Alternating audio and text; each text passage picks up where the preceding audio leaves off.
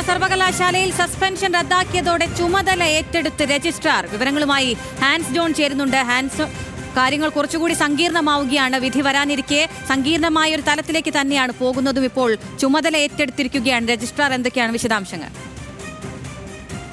തീർച്ചയായും അഖില, കേരള സർവകലാശാല രജിസ്ട്രാറുടെ സസ്പെൻഷൻ വിഷയം വീണ്ടും പ്രതിസന്ധിയിലേക്കും അതിനോടൊപ്പം തന്നെ സങ്കീർണവുമാവുകയാണ്.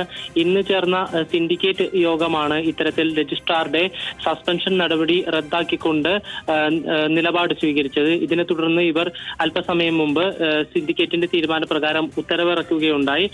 അതിനുശേഷം ഇന്ന് തന്നെ രജിസ്ട്രാറോട് സർവകലാശാലയിലെത്തി ചുമതല ഏറ്റെടുക്കാൻ സിൻഡിക്കേറ്റ് ആവശ്യപ്പെടുകയായിരുന്നു.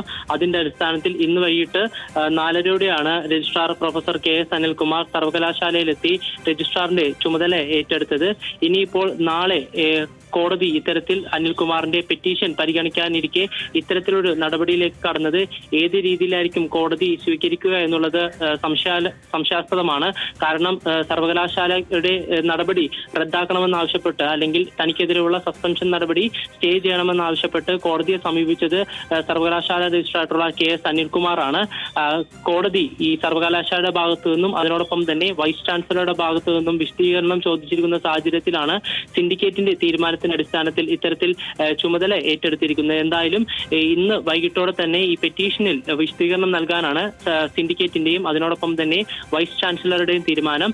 ഇത്തരത്തിലൊരു സാഹചര്യം നിലനിൽക്കെയാണ് നിലപാട് കടുപ്പിച്ചുകൊണ്ട് സിൻഡിക്കേറ്റ് തന്നെ നിർദ്ദേശം നൽകി രജിസ്ട്രാർ ഇപ്പോൾ ചുമതല ഏറ്റെടുത്തിരിക്കുന്നത്. അഖില, കേരള സർവകലാശാലയിൽ സസ്പെൻഷൻ റദ്ദാക്കിയതോടെ ചുമതല ഏറ്റെടുത്തിരിക്കുകയാണ് രജിസ്ട്രാർ. സിൻഡിക്കേറ്റ് യോഗം തന്നെ റദ്ദാക്കിയതാണ്, സസ്പെൻഷൻ പിൻവലിച്ചിട്ടില്ല എന്നായിരുന്നു ഉസ്സ തോമസ് വ്യക്തമാക്കിയിരുന്നത്.